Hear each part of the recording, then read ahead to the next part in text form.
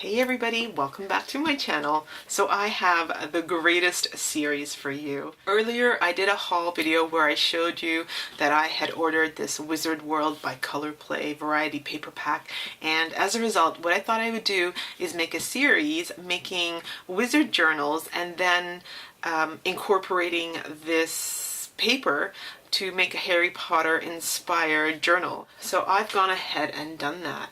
So I'd like to show you what I've done. So the first journal is this one over here.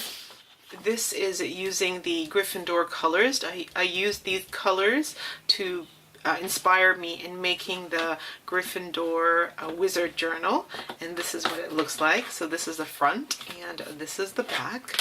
Inside is still empty. We haven't done that yet. Now the next one will be this one. So this is the Ravenclaw, and this is what the Ravenclaw journal looks like. So this is the front and this is the back, and once again I was inspired by this color palette. Moving along, this one is the Slytherin Palette, and this is what this journal looks like. I love this one. I think this one might be very close to my favorite. I'm loving the spine on this one. So that's the front, and this is the back, and this is the inside. And last of all is the Slytherin cover. This is what this one, I maybe think this one is my favorite, I'm not sure. I sort of love them all. They're so different, and I made sure that they were all different and used all different techniques and different materials so that it had something for everyone, if you know what I mean. So this is the front, that's the spine, and this is the back, and that's the inside. So this is how they all look all together.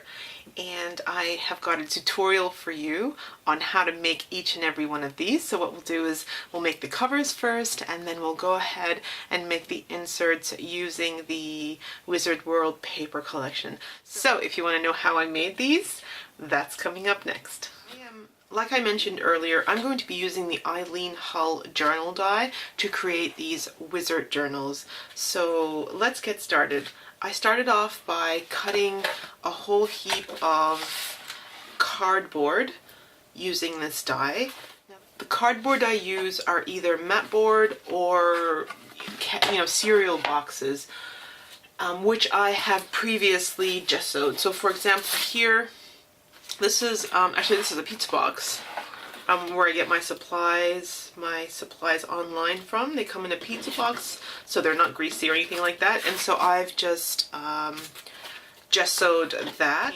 Without any gesso, the paint absorbs into the material, so it's best to just have some gesso. Number one, it gives it the thickness, and number two, it makes your paint more vibrant.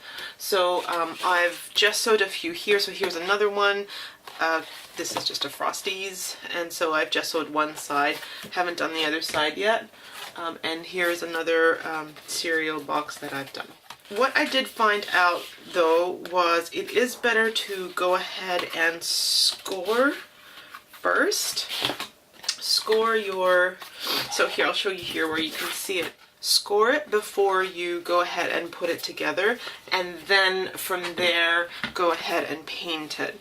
I had such a hard time finding the score lines after it had been gessoed and painted, so I would suggest that you definitely score first, then put it together, then gesso and paint. So let's go ahead and do that. I'm going to go ahead and find that score line right around there. You'll find that there's two on top, one in the middle, two on top, and all you have to do is just line up the holes. So you can't line it up to this one because there's no hole there, so you'll line it up to the outmost hole on the top and bottom, and it will perfectly align here. I'm going to apply double-sided sticky tape first for that instant stick right away, and then I'm going to apply my E6000, and that way this journal is never going to come apart.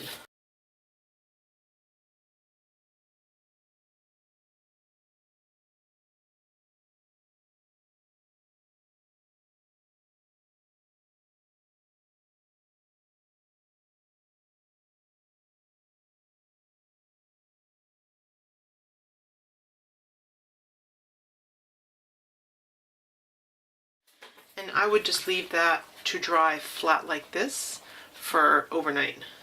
Here is one I prepared earlier. So let's say we go with this one. After your two covers have been put together, we're now ready to go ahead and decorate this journal cover. The first technique I want to do is a simple texture technique. So this one is going to use normal napkins. So this is just, you know, 3-ply napkins. Take off the pretty layer and you're left with these guys. So we're gonna go ahead and add some texture to our cover before we do any painting. And just go ahead and lay it down in a really haphazard manner. So you don't want it to be flat in any way. You want as much texture here as possible.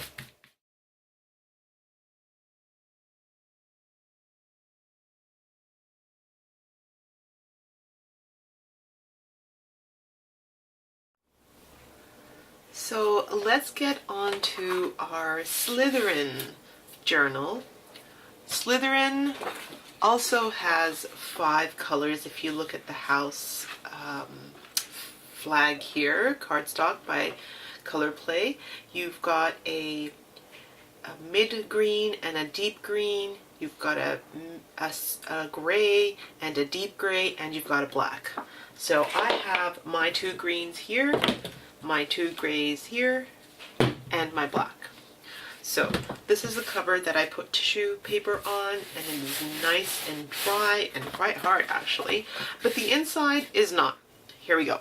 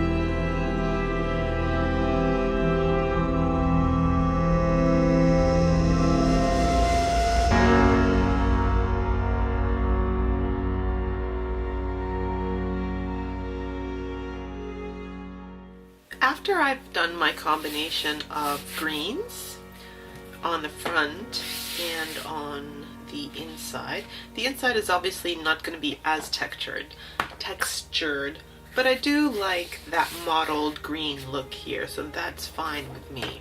I have these mixed media thinlits, and they're actually, they're not actually dyes as such. They're called Inset Dyes in that they will just cut out the design in your paper.